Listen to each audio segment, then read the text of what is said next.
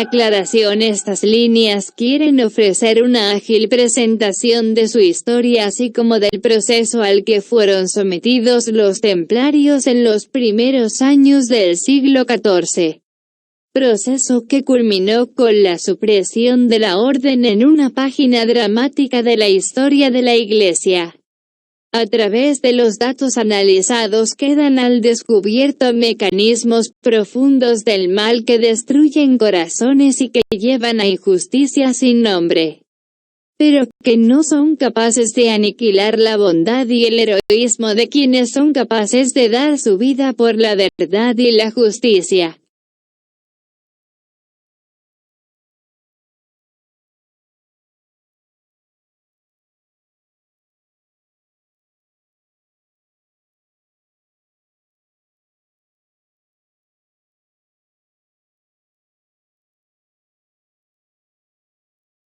Reflexión: la libertad no es libertad cuando vives en una ilusión en la cual todo en tu vida es impuesto por terceras y desconocidas personas y entes.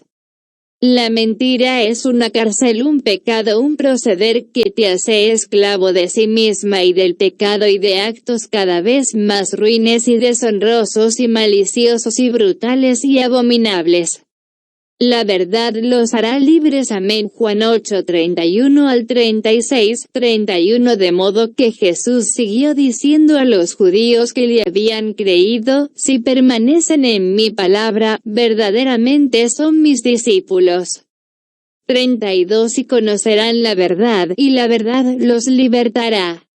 33. Ellos le respondieron: somos prole de Abraham y nunca hemos sido esclavos de nadie. ¿Cómo es que dices tú, llegarán a ser libres? 34. Jesús les contestó: muy verdaderamente les digo, todo hacedor de pecado es esclavo del pecado. 35. Además, el esclavo no permanece en la casa para siempre, el Hijo permanece para siempre. 36. Por eso, si el Hijo los liberta, serán realmente libres. Amén.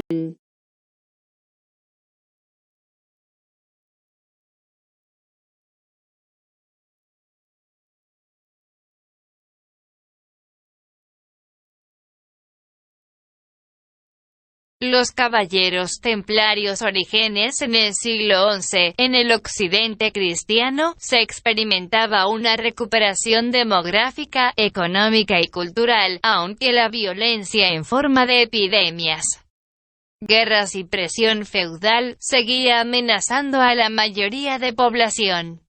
Por su vez, la Iglesia católica había ganado prestigio e influencia en la vida social. Era una época en que las peregrinaciones tenían gran importancia. Roma, Jerusalén y Santiago de Compostela eran los destinos. Con la tomada de la Ciudad Santa en el año 1071 por los turcos, todo cambió, hasta que en el Concilio de Clermont, Francia, en 1095 el Papa Urbano II proclamó la necesidad de recuperar Jerusalén, lo que llevó a la Primera Cruzada.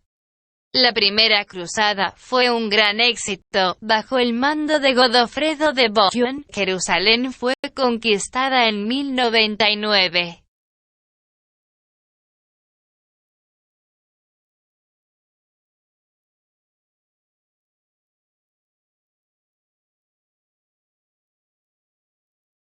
Los templarios surgieron a inicios del siglo XII, tras la conquista de numerosos lugares de Tierra Santa y de Jerusalén por parte de la Primera Cruzada, 1095 a 1099. Los cruzados organizaron un reino propio, en el que Balduino I fue declarado rey de Jerusalén, 1100 a 1118. Con el nuevo rey, muchos cruzados decidieron quedarse en las zonas conquistadas para evitar que los sarracenos las conquistasen de nuevo, entre quienes se ofrecieron a permanecer en la zona. Encontramos a Hugo Hughes de Payne, un caballero que deseaba unir en su vida dos ideales, los de la caballería y los de la vida monástica. y el caballero flamenco Godofredo de Saint-Ademar, con 7 compañeros igual de importantes, fundó en 1118 o 1120, en la ciudad de Jerusalén, una orden militar de caballeros. Poco antes había sido fundada la primera, la Orden de San Juan de Jerusalén u Hospitalarios. Año 1118. El caballero francés que había participado en esta exitosa campaña, Hugo de Payens y Godofredo de Saint-Omer, junto con 7 compañeros igual de importantes, puso en marcha la creación de una orden monástica militar para proteger a los peregrinos en la ruta hacia la Ciudad Santa. Los nombres de los 9 caballeros eran los siguientes: Hugo de Payens, Geoffroy de Saint-Omer, André de Montbard, Archambaud de Saint-Amand, Payen de Montdidier, Geoffroy Bissot, Gondemar, Hugo Rigaud, Roland. Nacía así la Orden de los Pobres Caballeros de Cristo. Se someterán a la autoridad del Patriarca de Jerusalén, ante quien juraran los votos de obediencia, pobreza y castidad. Parece que se autodenominaron Pobres Caballeros del Cristo, aunque también fueron conocidos con otros nombres: Christi Milites, Soldados de Cristo, Milites Templi, Soldados del Templo o del Temple, como todavía hoy se les conoce.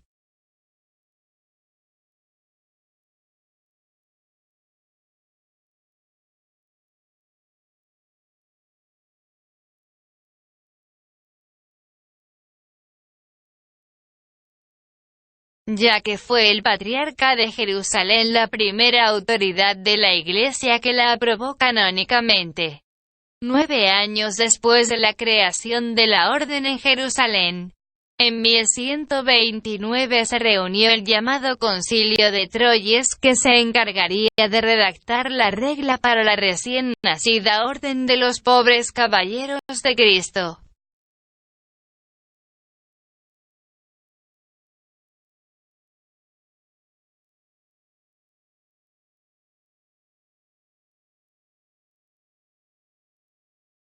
Fue una orden fundada en 1118 o 1119 por 9 caballeros franceses liderados por Hugo de Payens tras la Primera Cruzada. Su propósito original era proteger las vidas de los cristianos que peregrinaban a Jerusalén tras su conquista. La orden fue reconocida por el patriarca latino de Jerusalén, Garmand de Picquigny, que le impuso como regla la de los canónigos agustinos del Santo Sepulcro, asimismo aprobada oficialmente por la Iglesia Católica en 1129. Durante el Concilio de Troyes, celebrado en la catedral de la misma ciudad,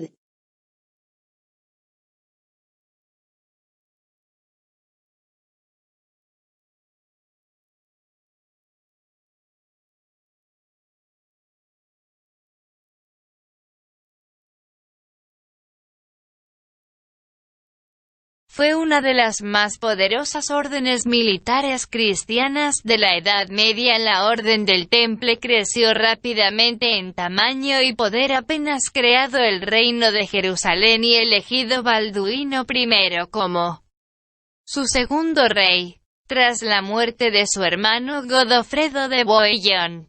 Algunos de los caballeros que participaron en la primera cruzada decidieron quedarse a defender los santos lugares y a los peregrinos cristianos que viajaban a ellos. Balduino I necesitaba organizar el reino y no podía dedicar muchos recursos a la protección de los caminos, ya que no contaba con efectivos suficientes para hacerlo.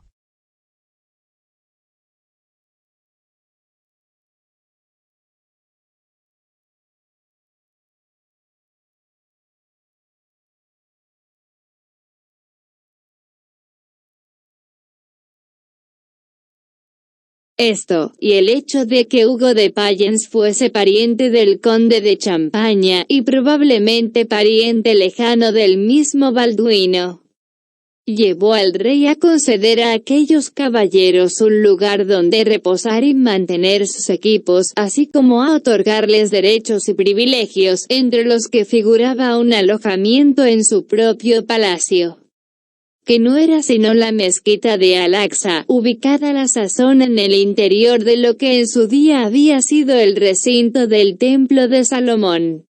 Y, cuando Balduino abandonó la mezquita y sus alrededores como palacio para fijar el trono en la Torre de David, todas las instalaciones pasaron, de hecho, a los templarios, que de esta manera adquirieron no solo su cuartel general, sino su nombre.